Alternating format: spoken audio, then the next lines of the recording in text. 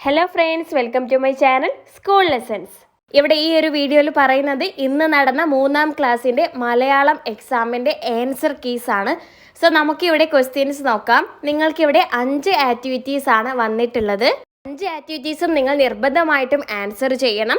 Activity 4നും 5നും നിങ്ങൾക്ക് or questions ഉണ്ട്. നിങ്ങൾക്ക് 2 ചോദ്യങ്ങൾ വന്നിട്ടുണ്ട്, എയും ബിയും ആയിട്ട്. ഏതെങ്കിലും ഒന്നിന് മാത്രം നിങ്ങൾ ആൻസർ ചെയ്താൽ മതിയായിരുന്നു. സോ നിങ്ങൾക്ക് എങ്ങനെ ഉണ്ടായിരുന്നോ എക്സാം എന്ന് നിങ്ങൾ കമൻ്റ് ആയിട്ട് ചെയ്യണേ. പ്രവർത്തനം 1, വായിക്കാം എഴുതാം. താഴെയുള്ള കഥ വായിച്ച് തന്നിരിക്കുന്ന ചോദ്യങ്ങൾക്ക് ഉത്തരം എഴുതുക. നമുക്ക് ഈ കഥ വായിക്കാം. കുഞ്ഞുവിത്തിൻ്റെ സ്വപ്നം എന്നാണ് കഥയുടെ ടൈറ്റിൽ വരുന്നത്. കുഞ്ഞുവിത്ത് മണ്ണിൽ വീണു. ഒരു വലിയ മരമാകണമെന്ന് അത് സ്വപ്നം കണ്ടു. ഞാൻ വളർന്ന് എല്ലാവർക്കും തണൽ നൽകാം, ഒപ്പായങ്ങളും. വിത്ത് മനസ്സിൽ പറഞ്ഞു. മഴ പെയ്തു, മണ്ണ് നനഞ്ഞു. ആ നനവിൽ വിത്ത് മുളച്ചു, ചെടിയായി. കാലം കടന്നുപോയി. ചെടി വളർന്ന് വലിയൊരു മാവായി മാറി. അതിൽ നിറയെ പൂക്കളും പഴങ്ങളും ഉണ്ടായി. മാമ്പൂക്കൾ വിരിഞ്ഞപ്പോൾ ശലഭങ്ങളും പക്ഷികളും എത്തിത്തുടങ്ങി. ശാഖകളിൽ കിളികളും മരപ്പൊത്തിൽ മൂങ്ങയും കൂടുകൂട്ടി. കുട്ടികൾ മരത്തണലിൽ കളിക്കുകയും വിശ്രമിക്കുകയും ചെയ്തു. എല്ലാ ജീവജാലങ്ങൾക്കും മരം പ്രിയപ്പെട്ടതായി മാറി. ഒരു ദിവസം കാറ്റ് വന്ന് മാവിനോട് ചോദിച്ചു, നിനക്ക് മറ്റുള്ളവരെ ഇത്രമാത്രം സ്നേഹിക്കാൻ എങ്ങനെ കഴിയുന്നു? പുഞ്ചിരി കൊണ്ട് മാവ് പറഞ്ഞു, ഞാൻ ചെറിയ വിത്തായിരുന്നപ്പോൾ മഴയും വെയിലും മണ്ണും എന്നെ സ്നേഹിച്ചു. അതുകൊണ്ടാണ് എല്ലാവരെയും സ്നേഹിക്കാൻ എനിക്ക് കഴിയുന്നത്. ഇത് കേട്ട് കാറ്റിന് സന്തോഷമായി. വിത്ത് വിതച്ചാൽ വിളവ് കൊയ്യാം എന്നാണല്ലോ ചൊല്ല്. കാറ്റ് എല്ലായിടത്തും ഈ സന്ദേശം എത്തിച്ചു. നമുക്കിവിടെ ചോദ്യങ്ങൾ നോക്കാം. കുഞ്ഞുവിത്തിൻ്റെ സ്വപ്നം എന്തായിരുന്നു? ഓപ്ഷൻസ് നൽകിയിട്ടുണ്ട്. ഓപ്ഷൻ എ വലിയ മരമാകണം, ഓപ്ഷൻ ബി നല്ല ചെടിയാകണം, ഓപ്ഷൻ സി പൂക്കളും പഴങ്ങളും നൽകണം, ഓപ്ഷൻ ഡി പുഞ്ചിരിക്കണം. സ്വപ്നം വലിയ മരമാകണം എന്നാണ്. എ ആണ് ശരിയായിട്ടുള്ള ഉത്തരം വരുന്നത്. അതാണ് നിങ്ങൾ ആ ബോക്സിലേക്ക് എടുത്തെഴുതേണ്ടത്. അടുത്തത് ബി ചോദ്യം. കാറ്റ് എല്ലായിടത്തും എത്തിച്ച സന്ദേശം എന്തായിരുന്നു? ഓപ്ഷൻ എ മരത്തിൽ കൂട് കൂട്ടണം, ഓപ്ഷൻ ബി പക്ഷികളും ശലഭങ്ങളും എത്തിയിട്ടുണ്ട്, ഓപ്ഷൻ സി എല്ലാവരെയും സ്നേഹിക്കണം, ഓപ്ഷൻ ഡി മരത്തണലിൽ കളിക്കണം. ശരിയായിട്ടുള്ള ഉത്തരം ഓപ്ഷൻ സി ആണ്, എല്ലാവരെയും സ്നേഹിക്കണം. അടുത്തത് സി ചോദ്യം. പക്ഷികളും ശലഭങ്ങളും എത്തിത്തുടങ്ങിയത് എപ്പോഴാണ്? ഓപ്ഷൻ എ മാമ്പൂക്കൾ വിരിഞ്ഞപ്പോൾ, ഓപ്ഷൻ ബി മരം വളർന്നപ്പോൾ, ഓപ്ഷൻ സി വിത്ത് മുളച്ചപ്പോൾ, ഓപ്ഷൻ ഡി കാറ്റ് വന്നപ്പോൾ. ശരിയായിട്ടുള്ള ഉത്തരം ഓപ്ഷൻ എ മാമ്പൂക്കൾ വിരിഞ്ഞപ്പോൾ. ഇനി ഡി ശാഖ എന്നർത്ഥം വരുന്ന പദം താഴെ കൊടുത്തിരിക്കുന്നവയിൽ നിന്ന് കണ്ടെത്തി എഴുതുക. ഓപ്ഷൻ എ ചെടി, ഓപ്ഷൻ ബി പഴം, ഓപ്ഷൻ സി പക്ഷി, ഓപ്ഷൻ ഡി മരക്കൊമ്പ്. ശരിയായിട്ടുള്ള ഉത്തരം ഓപ്ഷൻ ഡി മരക്കൊമ്പ്. അടുത്തത് ഈ ചോദ്യം. വിത്ത് വിതച്ചാൽ വിളവ് കൊയ്യാം എന്ന പഴഞ്ചൊല്ലിൻ്റെ ഏറ്റവും അനുയോജ്യമായ ആശയം ചുവടെ കൊടുത്തിരിക്കുന്നവയിൽ ഏതാണ്?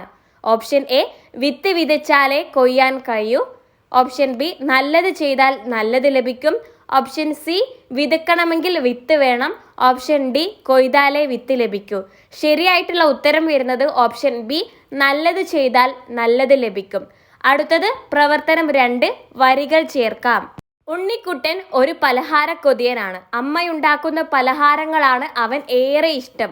പലഹാരങ്ങൾ കാണുമ്പോൾ അവൻ അറിയാതെ മൂളിപ്പാട്ട് പാടും. ഉണ്ണിക്കുട്ടൻ്റെ പലഹാരപ്പാട്ട് പൂർത്തിയാക്കൂ. പാട്ട് 6 വരിയിൽ കുറയരുത്. നിങ്ങൾക്കിവിടെ കുറച്ച് വരികൾ നൽകിയിട്ടുണ്ട്. അമ്മ നിറച്ചൊരു പാത്രത്തിൽ പലഹാരങ്ങൾ എന്തെല്ലാം. ഉണ്ണിക്കുട്ടൻ മൂടി തുറന്നു, അമ്മ വരുന്നത് കാണാതെ. വട്ടം വട്ടം വട്ടയപ്പം, കുയലുകൾ പോലെ കുയലപ്പം. ഇതിൻ്റെ തുടർച്ചയായിട്ട് വരുന്ന 6 വരികളാണ് നിങ്ങളോട് എഴുതി ചേർക്കാൻ പറഞ്ഞിട്ടുള്ളത്. നിങ്ങൾ മനോഹരമായിട്ടുള്ള രീതിയിൽ എഴുതി ചേർത്തിട്ടുണ്ടാവുമല്ലോ. ഞാനിവിടെ ഒരു മാതൃക കൊടുക്കാം. അമ്മ നിറച്ചൊരു പാത്രത്തിൽ പലഹാരങ്ങൾ എന്തെല്ലാം. വട്ടം വട്ടം വട്ടയപ്പം, അച്ചപ്പം പൂവ് പോലെ, ഉണ്ണിയപ്പം ഉരുണ്ട പോലെ, അരിയുണ്ട മധുരമേറെ. അടുത്തത് പ്രവർത്തനം 3 ആണ്. അറിയാം എഴുതാം. കാടിനടുത്ത ഗ്രാമത്തിൽ ഉത്സവമാണ്. മിട്ടുകുരങ്ങനും കൂട്ടുകാരും ഗ്രാമോത്സവം കാണാനായി അവിടെ എത്തി. അവിടെ അവർ കണ്ട 2 കലാരൂപങ്ങളുടെ ചിത്രങ്ങളാണ് ചുവടെ നൽകിയിട്ടുള്ളത്. ചിത്രം നിരീക്ഷിച്ച് രേഖപ്പെടുത്താൻ വിട്ടുപോയ കലാരൂപത്തിന്റെ പേരെഴുതുക. ആദ്യത്തെ ചിത്രം കഥകളിയാണ്, രണ്ടാമത്തെ ചിത്രം പടയണിയാണ്. നിങ്ങൾ അവിടെ പടയണി എന്നാണ് എഴുതേണ്ടത്. അടുത്തത് ഗ്രാമോത്സവത്തിൽ അവതരിപ്പിക്കുന്ന കലാരൂപങ്ങളുടെ സവിശേഷതകൾ ചുവടെ നൽകിയിരിക്കുന്നു. അനുയോജ്യമായവ കണ്ടെത്തി താഴെ കൊടുത്തിരിക്കുന്ന കോളങ്ങൾ പൂർത്തിയാക്കുക. താഴെ ഒരു കോളം നൽകിയിട്ടുണ്ട്. കലാരൂപം എന്ന ഒരു കോളവും സവിശേഷതകൾ എന്നൊരു കോളവുമാണ്.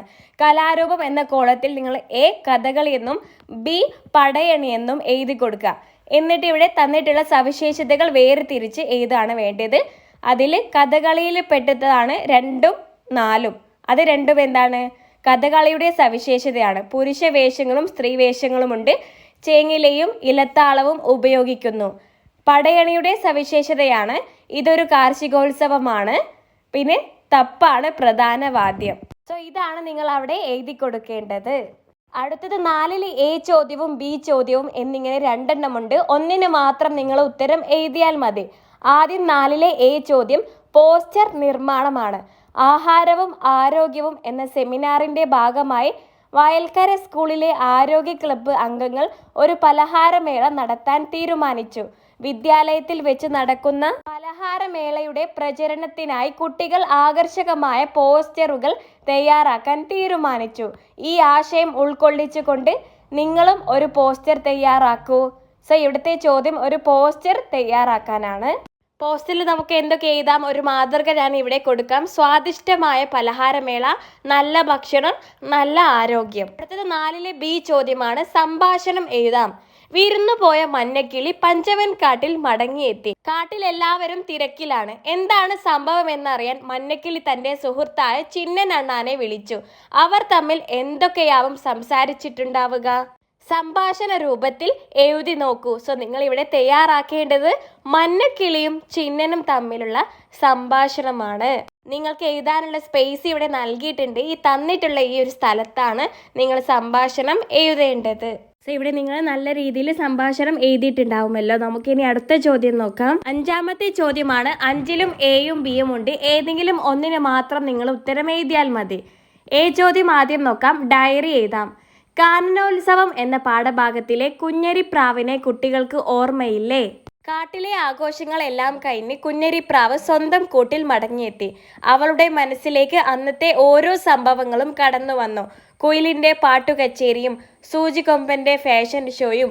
ഹോ, എന്തൊരു രസമായിരുന്നു!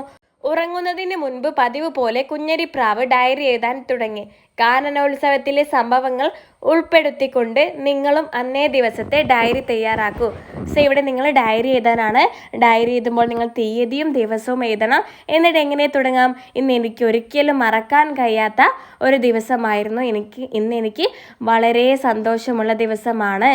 കാട്ടിലെ ആഘോഷങ്ങളെല്ലാം എന്ത് രസമായിരുന്നു എന്നൊക്കെ പറഞ്ഞിട്ട് നിങ്ങൾക്ക് നല്ലൊരു ഡയറി എഴുതാം.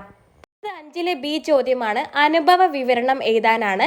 ഏതെങ്കിലും ഒന്നിന് മാത്രം നിങ്ങൾ ഉത്തരം എഴുതിയാൽ മതി. ഏതാണോ നിങ്ങൾക്ക് ഏറ്റവും നന്നായിട്ട് എഴുതാൻ പറ്റുന്നത് അതിൻ്റെ ഉത്തരമാണ് നിങ്ങൾ എഴുതേണ്ടിയിരുന്നത്. സോ ഇവിടെ നിങ്ങളുടെ വിദ്യാലയത്തിൽ ഈ വർഷവും പ്രവേശനോത്സവം വളരെ ഗംഭീരമായി നടന്നു കഴിഞ്ഞല്ലോ. 1ാം ക്ലാസ്സിലെ കുട്ടികളുടെ വരവും സ്കൂളിലെ അന്നത്തെ ആഘോഷങ്ങളും നിങ്ങൾക്ക് ഓർമ്മയില്ലേ? അവയെല്ലാം ഉൾപ്പെടുത്തിക്കൊണ്ട് ഒരു അനുഭവക്കുറിപ്പ് തയ്യാറാക്കുക. സോ പ്രവേശനോത്സവം എന്ന ദിവസത്തെ കുറിച്ചിട്ടുള്ള നിങ്ങളുടെ അനുഭവമാണ് ഇവിടെ എഴുതാൻ പറഞ്ഞിട്ടുള്ളത്. ഇത്രയും ചോദ്യങ്ങളാണ് നിങ്ങൾക്ക് ഈ ഒരു പേപ്പറിൽ വന്നിട്ടുള്ളത്. സോ നിങ്ങൾക്ക് ഈ ഒരു വീഡിയോ ഇഷ്ടമായ ലൈക്ക് ചെയ്യാൻ മറക്കരുത്. നിങ്ങളുടെ അഭിപ്രായം നിങ്ങൾ തീർച്ചയായിട്ടും കമൻ്റായിട്ട് അറിയിക്കുക. നമ്മുടെ ചാനൽ ഇതുവരെയും നിങ്ങൾ സബ്സ്ക്രൈബ് ചെയ്തിട്ടില്ലെങ്കിൽ ഇപ്പോൾ തന്നെ സബ്സ്ക്രൈബ് ആക്കി സപ്പോർട്ടാക്കുക. പിന്നെ ക്ലാസ് 1 to ക്ലാസ് 7 വരെ ഓൺലൈൻ ട്യൂഷൻ നൽകുന്നുണ്ട്. കൂടുതൽ വിവരങ്ങൾക്കായിട്ട് നിങ്ങൾ ഇവിടെ കൊടുത്തിട്ടുള്ള നമ്പറിൽ വാട്സപ്പ് ത്രൂ മെസ്സേജ് ആക്കിയാൽ മതി. So that's all. Thank you friends.